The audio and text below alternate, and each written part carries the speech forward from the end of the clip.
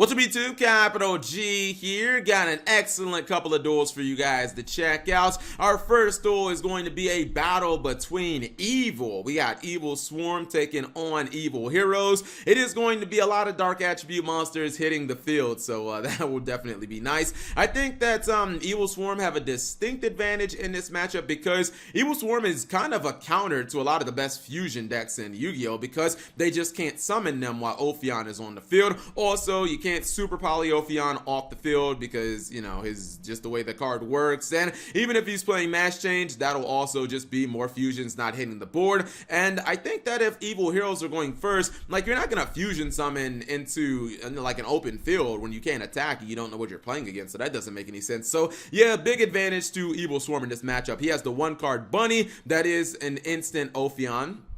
One card Rescue Rabbit. He's gonna search Infestation Pandemic. No reason to get Infestation Infection. No reason to get Pandemic because he already had it in his opening hand, so he's now immune to spells and traps, at least for that turn. The E here, or the E call, is going to get instantly Ash Blossom, but he does actually have the counter here. I think this might be the only like main deck counter he has, which would be Honest Neos, although he could have searched another copy, not gone for like Stratos or something like that. His opponent, he's going to attack. I guess he maybe read it and was like, let me go ahead and get my Kirky on now. He is going to go ahead and take down the Ophion fairly easily in battle. Now this does actually make sense. He's going to fusion summon. I think this was a situation where you're like, I better fusion summon now because this guy just got Kirkion. He's probably going to drop another copy of Ophion next turn, so if I don't fusion summon now, I might not get the chance to. So he is going to just go fusion summon into Bane, draw a card. He just draw permanents, which he can't technically use. That kind of sucks. His opponent is going to go for a home run swing here. Not sure why he used Infestation Pandemic. I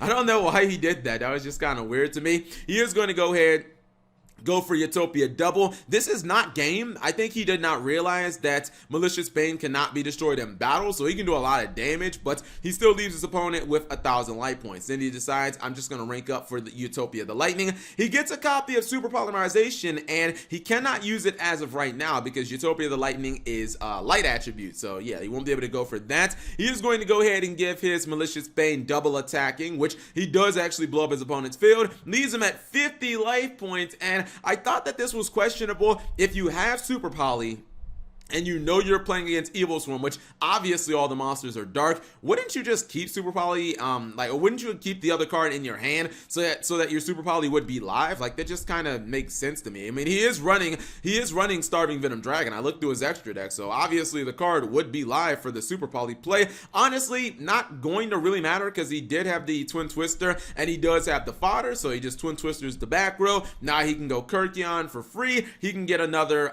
summon, and he can just go for something like Castell, spin his opponent's monster, and attack for game. Man, 50 life points still is enough to win in Yu-Gi-Oh! I'd like to see somebody with a 1 life point comeback, and not be in the anime, by the way. Anyway, second duel gonna feature Baby Raccoons versus Dinosaurs. Baby Raccoons starting off very strong with the Obedient School. It's a +2 and it gets you 3 monsters on board. Gonna go for Ronin Raccoon number 1, get that token. Then he is going to go for a second copy of Ronin Raccoon. I mean, this is a pretty good board in my opinion because you have double Ronin Raccoons, you have 2 tokens that are both 2,500 plus. Essentially, this one's 24, but you get what I'm saying. You got your floating Mrs. Radiant, and your Ronin Raccoons can't die as long as the tokens are on field, so it's pretty good. He also has the copy of Ash Blossom, so a real defender there. I think this was a smart Ash Blossom, using it on the Fossil Dig. You know that your opponent already has Lost World on field, and what a lot of people do, like if you try to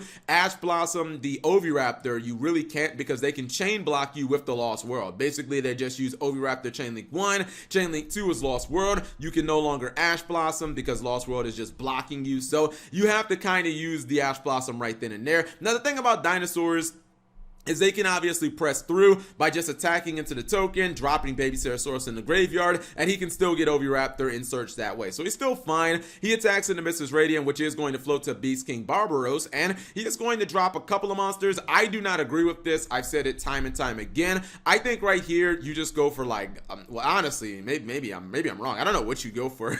I was saying maybe you go for like Locky or Doka, but that doesn't really get rid of all these monsters. So you know what? I think there is no real good option. He's going to go for Soyuja Scoldray, which I still don't agree with because look what he draws. I mean, he just kind of ends on Saryuja's Kaiju Pass, which is going to get wrecked. He's going to tribute all of those monsters on the field. Tributes 3 monsters, 4 Beast King Barbaros. So many people forget that this card even has this effect. This means he is now 3,000 attack and he can nuke the board. He's going to get 2 more tokens, both of them being 3,000 attack, and he has what? Okay, 3, 6, 9, 10, 11,000 damage on board. Pretty legitimate for baby raccoons. I wish he would have put the Ronins in attack mode just for the flex, but we did get to see a nice little field nuke with Beast King Barbaros. Anyways, hopefully you guys enjoyed those short duels. If you did, give a video a thumbs up. Thank you guys for watching. As always, subscribe if you have not already, and turn on that notification bell for daily videos.